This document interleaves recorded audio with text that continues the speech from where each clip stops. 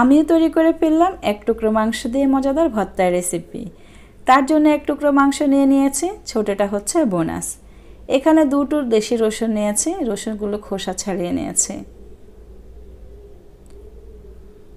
নিয়েছি 5 থেকে 6টা পেঁয়াজ, পেঁয়াজগুলোকে চাকচাক করে কেটে নিয়েছি। আরও নিচ্ছি এখানে 6টা শুকনো লাল মরিচ, 6টা কাঁচামরিচ। এখানে নিয়েছি 1 ইঞ্চি পরিমাণ আদা কুচি। এখন মাংসগুলোকে একটু ছোট ছোট করে কেটে ব্লেন্ডারে কিমা তৈরি করে নেব।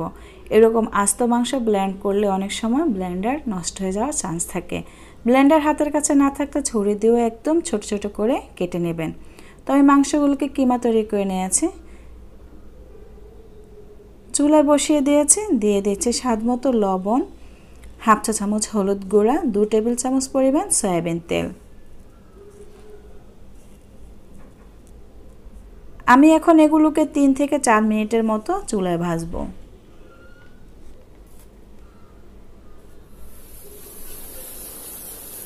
এখন দিয়ে দিচ্ছি 1 কাপ পানি। পানি দিয়ে চুলার আঁচ মিডিয়াম লোতে রেখে ঢাকনা দিয়ে দিব এগুলো সিদ্ধ হয়ে আসা পর্যন্ত।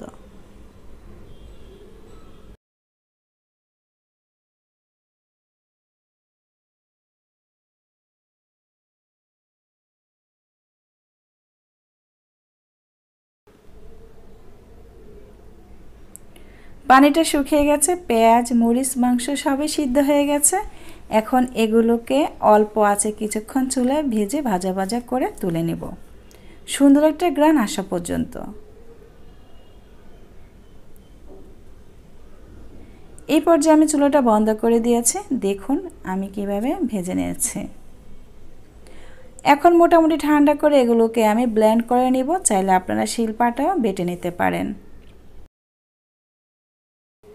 তো হয়ে গেল আমার মজাদার ভর্তার রেসিপি। আমার তো এখনই খেতে ইচ্ছে করছে, আপনারা এইভাবেও খেতে পারবেন। তবে আমি গোল গোল বল করে নিচ্ছি। আশা করছি লোভনীয় ভর্তার রেসিপিটি ভালো লেগেছে। ভালো লাগলে প্লিজ লাইক কমেন্ট শেয়ার করতে ভুলবেন না। তাহলে আজকের মতো বিদায় নিচ্ছি। সবাই অনেক অনেক ভালো থাকবেন, সুস্থ থাকবেন। আল্লাহ হাফেজ।